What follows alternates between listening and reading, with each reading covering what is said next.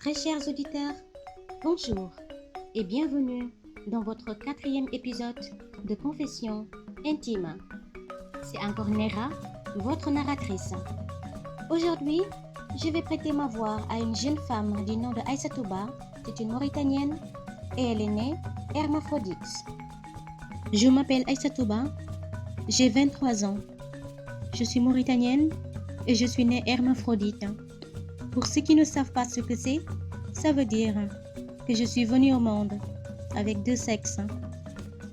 J'ai décidé de raconter mon histoire car je suis tombée par hasard sur une de vos émissions. C'est à mes 10 ans que je m'étais rendu compte que je n'étais pas normale physiquement. C'est lors d'une journée qui coïncidait avec la fête de la Tabaski, entre cousines, pendant qu'on prenait une douche ensemble. Au moment où je me suis déshabillée, ce fut la consternation. Tout le monde a crié et a pris la poudre d'estompette. Sur le coup, j'étais sidérée et je cherchais à m'enfuir comme tout le monde, sans vraiment savoir pourquoi. Je pensais qu'il y avait un animal rampant dans les toilettes qui a fait fuir tout le monde, sans me douter que c'était à cause de moi que tout le monde s'enfuyait. Ensuite, les proches parents étaient arrivés. Une de mes tantes était accourue vers moi et me recouvrait avec une serviette. Elle avait les larmes aux yeux. Ma mère était tétanisée et tout le monde me regardait. J'avais l'impression d'être devenue subitement un monstre, voire même un extraterrestre. Je n'y comprenais rien du tout. Je m'en rappelle encore comme si c'était hier. Les parents avaient fait sortir tous les enfants de la pièce. Il n'y avait plus que moi. Un silence assourdissant remplissait la pièce pendant plusieurs moments. Et puis soudain, ma mère me ramenait dans sa chambre. Elle m'avait dit « Aïssatou, ouvre tes oreilles et écoute-moi très bien. Il se trouve que tu n'es pas comme les autres enfants. Toi, tu n'es ni un homme, ni une femme. Tu ne dois jamais plus te montrer. Sinon, tu vas faire honte à la famille. » À partir de là, j'avais commencé à me sentir isolée. Ma vie avait changé en un quart de tour. Mon père ne m'adressait plus la parole, comme à mes frères et sœurs. Je fus marginalisée et je me posais beaucoup de questions dans ma tête, car j'étais inconsciente face à cette situation. Chers auditeurs, vous suivez toujours votre émission Confession intime qui vous est offerte par le site d'achat en ligne Market Dakar, 2S Media et Sali Loisirs. Le temps passait et les questions se multipliaient dans ma tête. Qui étais-je? Qu'est-ce que j'étais devenue? Et surtout, pourquoi tout le monde m'ignorait? Je n'avais plus d'amis. Je n'avais plus personne. Mes activités s'étaient réduites à aller à l'école, lire et apprendre mes leçons et faire les travaux domestiques. J'avais failli devenir folle. Des années étaient passées et mon corps commençait à prendre forme. C'était l'approche de mes 18 ans.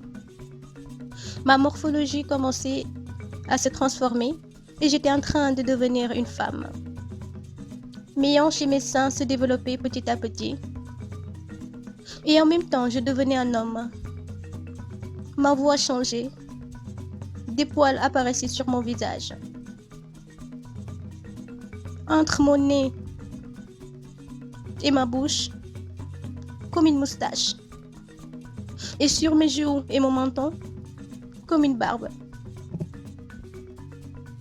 Les spéculations sur ma nature s'aggravaient. Dans le quartier, certains disaient « c'est une lesbienne, c'est pourquoi elle n'avait pas de petits copains ». D'autres racontaient « c'est un franc-maçon, elle est là pour influencer la jeunesse ». D'ailleurs, je me rappelle, il y a 2 ans, J'avais eu une altercation avec des jeunes du quartier voisin qui étaient allés jusqu'à me menacer et m'insulter, car disaient-ils que j'étais une mauvaise personne et que je méritais d'être remise sur le droit chemin. Le 15 août 2019, il s'était passé la pire chose de ma vie. Après un concert, en rentrant chez moi, des jeunes s'étaient rués sur moi et m'avaient séquestrée. Il faisait nuit. Ils étaient acharnés sur moi et m'avaient transportée dans une maison inhabitée. Ainsi dans le noir, ils m'avaient violée, à tour de rôle en plus. J'avais mal et je saignais de partout. J'étais seule et affaiblie. Je ne pouvais rien faire. Je pleurais sur mon sort et je les maudissais de toutes mes forces. À un moment donné, je m'étouffais tellement qu'ils étaient violents. Et après le forfait, ils étaient partis et m'avaient laissée pour morte. Ce n'était pas loin de chez moi. Des vieux qui allaient à la mosquée à l'aube m'avaient vu et avaient appelé les urgences. C'est ce qui m'avait sauvé la vie. Une fois à l'hôpital, j'avais été traitée et je m'en suis remise quelques jours après. Ma famille ne m'avait pas soutenue dans cette épreuve, car ils avaient voulu étouffer l'affaire sans aucune explication. Mon père me disait que si j'ébruite l'affaire, je quitte la maison familiale. Étant seule, sans appui, quand j'ai pesé le pour et le contre, j'avais décidé de ne pas baisser les bras. J'avais donc fait fi des décisions de mon père et j'étais quand même partie porter plainte, car j'avais reconnu mes violeurs et je ne pouvais pas laisser passer cela. Je les avais reconnus car j'avais grandi avec eux dans le même quartier. Malheureusement, la plainte n'a pas abouti parce que le pire avait été que tout le monde, même les membres de ma famille, avaient témoigné contre moi. En ce moment-là, j'avais décidé de rester forte. J'avais donc laissé tout derrière moi et j'avais ouvert une nouvelle page de ma vie. Ainsi, j'avais quitté le domicile familial. Mon seul regret aujourd'hui a été le fait d'avoir abandonné ma mère qui vivait cette souffrance en même temps que moi. Maintenant, alhamdulillah, j'ai décidé d'accepter et de vivre ma nature telle que Dieu l'a décidé. Je n'ai pas voulu faire de chirurgie car je me suis dit que si j'ai été créée ainsi, c'est parce qu'il y a sur moi une bonne raison que j'ignore. Depuis un an, je vis au Maroc et je gagne très bien ma vie dans un hôtel de la place. Dieu m'a donné un homme qui me comprend et qui m'aime comme je suis.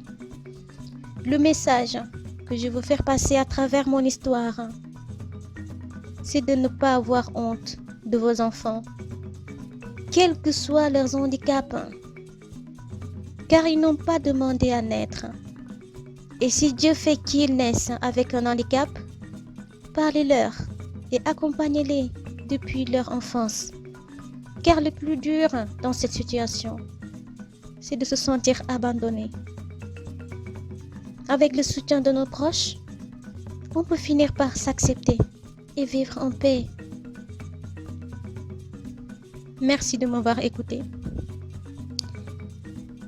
Force à vous. Merci.